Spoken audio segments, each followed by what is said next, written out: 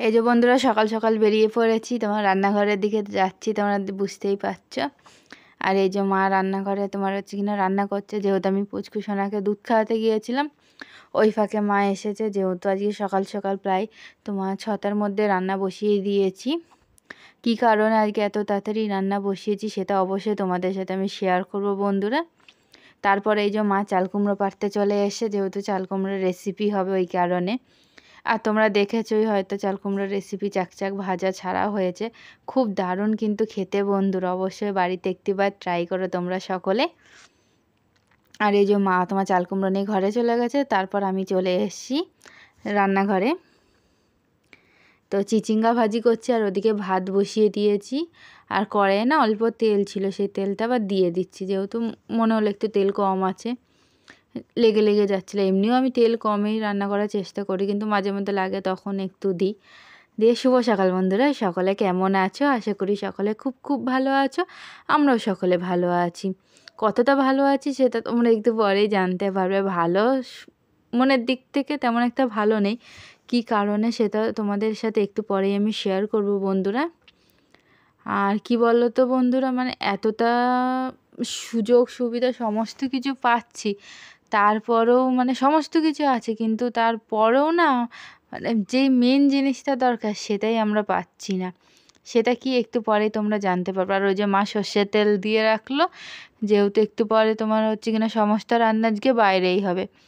আর রেসিপিটা মা ঘরে করবে, যেহেতু কি বলো তো বন্ধুরা, আমাদের এখানে লাইটের এত আলো কম না, তোমরা ঠিক বুঝতে পারবে না।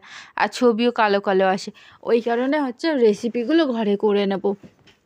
আর বাইরে আমি ভাত রুটি এগুলো সমস্ত কিছু করব। আর ভাতের মানে প্রায় ফুটে এসে ভাতটা এখন এইদিকে দিয়ে দেবো, যেহেতু তোমার হচ্ছে কিনা প্রায় 7:30 বাজতে চললো। মা হচ্ছে কিনা সকালে ব্রেকফাস্ট করবে, ওই কারণে তাড়াতাড়ি করে ভাতটা করার চেষ্টা করছি। আর আমার ব্লগটা কেউ দয়া করে স্কিপ করে দেখো না বন্ধুরা, তোমাদের কাছে হাত জোর করে আমি এই একটাই অনুরোধ করছি, প্রথম থেকে শেষ পর্যন্ত আবার সাথে থেকে। আর যদি ভালো লেগে থাকে অবশ্যই একটু কমেন্ট করো বন্ধুরা। তোমাদের কমেন্টের আশায় প্রত্যেক দিন থাকি, আজও তোমাদের কমেন্টের আশায় থাকবো। যখন না দেখি অন্যদের কত কত কমেন্ট আসে, তখন আমারও ইচ্ছা হয় যে আমাকেও সবাই কমেন্ট করবে। যেহেতু বন্ধুরা কতগুলো সাবস্ক্রাইবার, কিন্তু কেউ তোমরা কমেন্ট করো না। অন্তত কিছু মানুষ তো একটু কমেন্ট করো যারা আমার ব্লগ দেখো প্রত্যেক দিন, যে কেমন লাগে না লাগে, তবু মনের মধ্যে না ভীষণ আগ্রহ হয়, পরের দিনে ভিডিও বানানোর শক্তি পাই আমি, তোমরা যদি একটু আমাকে কমেন্টে জানাও বন্ধুরা। আর এই যে এখন রুটিগুলো করে নেব, আগে আটাটা আরেকবার মেখে নিচ্ছি, ঘর থেকে মেখে নিয়ে আমি চলে এসেছি। একদিকে রুটি করবো, একদিকে তোমার হচ্ছে কিনা ভাজিটা প্রায় হয়ে আসে, আর অল্প হলেই হয়ে যাবে। আর কি বলো তো বন্ধুরা, এত গরম তো ওই কারণে না সকাল সকাল রান্না করার চেষ্টা করছি, যেহেতু বেলার দিকে আর হবে না। এরপর পুচকুসোনা উঠে যাবে, পুচকুসোনার পেছনে দুজনে মিলে আমি মা সমানে দৌড়াদৌড়ি করতে লাগে। তারপর তোমরা তো জানোই চ্যানেলের কাজ থাকে, রান্না বান্না তোমার রেসিপিগুলো থাকে, সেগুলো সমস্ত গোছানো, সেগুলো ভিডিও করে। যেহেতু আমি ভিডিও করি, মা তোমার হচ্ছে কিনা রান্নাটা করে, তখন দুজনকেই সেখানে থাকতে হয়। ওই কারণে না এক্সট্রা যে কাজগুলো আছে না সেগুলো খুব করতে সমস্যা হয়ে যায়।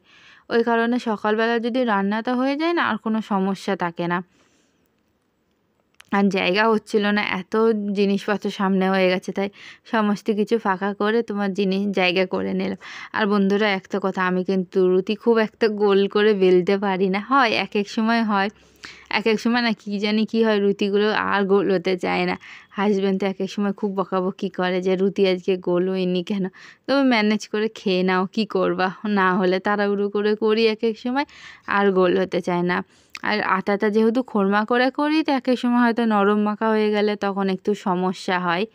আর এই যে আমার চিচিঙ্গা ভাজা হয়ে গেছে, আর নামিয়ে নিয়েছি আমি।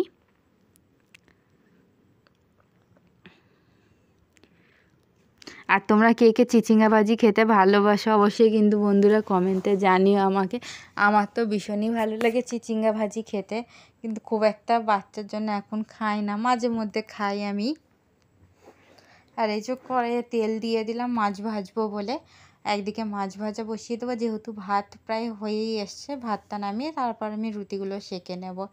তোমরা দেখতেই পাচ্ছ আমি ভাতের হাঁড়ির ওপর আরেকটা হাঁড়ি বসিয়েছি, ওর মধ্যে না জল গরম আছে, ওই জল গরমগুলো তরকারিতে দেবো, প্লাস পুচকুর স্নানের জলটাও আমার হয়ে যায় একসাথেই। যেহেতু একটু উষ্ণ গরম জলে পুচকুকে স্নান করানো হয়, তো যেহেতু এখন ওয়েদার যা খারাপ, আর একটু গরম জলে না করালে না ঠান্ডা লেগে যাবে, ওই কারণে। আর মেন যে কথাটা বন্ধুরা, ঘরে ডবল সিলিন্ডার গ্যাস আছে, কিন্তু আমাদের এখানে গ্যাসের লাইনের সমস্যা, মানে যথাসম্ভব যেখান থেকে গ্যাস আমাদের এদিকে আসে না, সেদিকে ভীষণ ঝামেলা হয়েছে শুনছিলাম, তো ওই কারণে গ্যাস পাচ্ছি না। তো একটা সিলিন্ডার ফাঁকা পুরো, কল দিয়েছি, গ্যাস আসবে কবে ঠিক জানি না, আর যেটা আছে সেটা দিয়ে তো চালাতে হবে, ওই কারণে সকালে সমস্ত কাজবাজগুলো না বাইরে করে নিচ্ছি। তাহলে কি বলো তো বন্ধুরা, আর এই যে মাছ ভাজাগুলো এখন বসিয়ে দেবো আমি। আর দেখো ভাতে ভীষণ গ্যাস পড়ে, রুটি করতে ভীষণ গ্যাস পড়ে, তারপর চিচিঙ্গা ভাজিতেও ভীষণ গ্যাস পড়ে। যদিও আমি শর্টকাটে করার চেষ্টা করি, চিচিঙ্গা ভাজিটা জানোই তোমরা, সে প্রেশারে আমি সেদ্ধ করে তারপর করি, তবুও জলটা শুকাতে তো অনেকটা টাইম নিয়ে নেয়, ওই কারণে সকাল সকাল আমি এগুলো নিয়ে রান্নাঘরে চলে এসেছি। আর মা যা রেসিপি করবে সেগুলোও, এই যে মাছ দিয়ে একটা রেসিপি করবো, ওর জন্য মাছটা এখানে আমি ভেজে দিচ্ছি, তাহলে আমার সুবিধা হয়। কি বলো তো বন্ধুরা, তাহলে গ্যাসটা অনেকটা কম খরচা হবে, যেহেতু পুচকুসোনার খাবার হয় সেগুলো তো আমাকে গ্যাসেই করতে হয়, যেহেতু প্রেশার কুকারে হয়, আর প্রেশার কুকার এখানে বসানো যাবে না। মানে এতটাই যে বিপদের মধ্যে আছি না, কি বলবো, হঠাৎ করে গ্যাস শেষ হয়ে গেলে যে কী যে করবো না ঠিক নেই। মানে সারাক্ষণ এই একটাই চিন্তায়, এই একটাই প্রার্থনা করছি, যাতে তাড়াতাড়ি গ্যাসের যেখানে অসুবিধা আছে সেটা যাতে তাড়াতাড়ি ঠিক হয়ে যায়।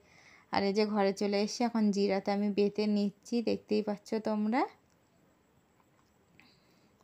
যেহেতু জিরা ধনিয়া তোমরা জানোই আমি বেটে খাই, মানে গুঁড়ো রেখে দিই, কিন্তু এক্সট্রার যে দানাগুলো থাকে না সেগুলো আমি বেটে রাখি, তাহলে সকালবেলা রান্না করতে সুবিধা হবে। যেহেতু রান্নাবান্না হয়ে গেছে প্রায়, ওই কারণে এখন আমি বেটে নিচ্ছি এইগুলো।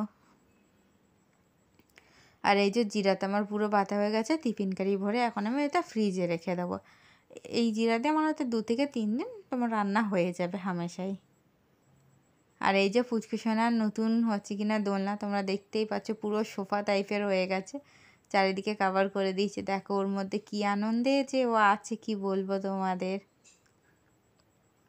আর পুরো দাঁড়ানোর চেষ্টা দেখো।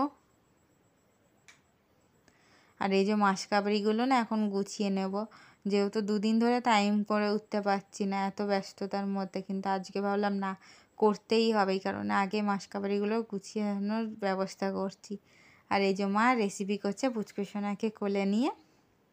তোমাদের তো বললাম গাছ থেকে চাল কুমড়ো পাড়া হয়েছে, সেটা দিয়ে রেসিপি হবে।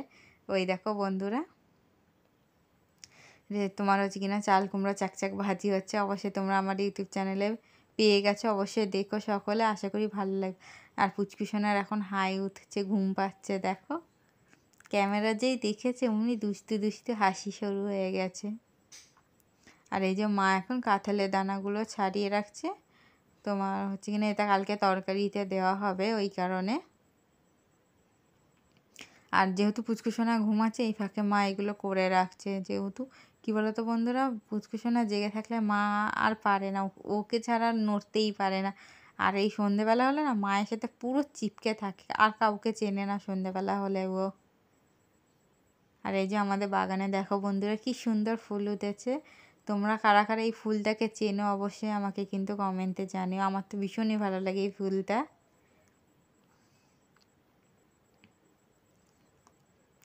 আর এই যে বিকেলবেলা একটু বাইরে বেরিয়ে পড়েছিলাম একটু ঘুরতে। আর তোমাদের সকলকে ধন্যবাদ জানাই প্রথম থেকে শেষ পর্যন্ত আমার ব্লগটি দেখার জন্য, আমার পাশে থাকার জন্য। আর অবশ্যই বন্ধুরা কমেন্ট করো, আর আশা করি আজকের ব্লগটা তোমাদের ভালো লাগবে। যে যেখান থেকে দেখছো সবাই তোমরা সুস্থ আছো, ভালো আছো। আবারও তোমাদের সাথে আগামীকাল দেখা হবে নতুন একটি ব্লগে। তোমরা সবাই ভালো থেকো, সুস্থ থেকো। আর অবশ্যই বন্ধুরা কমেন্ট করতেও কিন্তু ভুলো না, অবশ্যই কমেন্টে একটু জানিও আমাকে। তোমাদের কমেন্ট পড়তে না আমার ভীষণই ভালো লাগে, আর আমি মনে শক্তি পাই পরের দিনেও ভিডিও তৈরি করার জন্য। এই শক্তিটা অন্তত তোমরা আমাকে জুগিও বন্ধুরা। আর কেউ স্কিপ করে দেখো না দয়া করে, তোমরা তো জানোই ওয়াচ টাইম আমার অনেকটাই কম আছে বন্ধুরা, এই কারণে তোমাদের সকলের কাছে অনুরোধ করছি কেউ তোমরা স্কিপ করে দেখো না, প্রথম থেকে শেষ পর্যন্ত আমার সাথে থেকো। সবাই তোমরা ভালো থেকো, সুস্থ থেকো। আবারও আগামীকাল দেখা হবে নতুন একটি ব্লগে।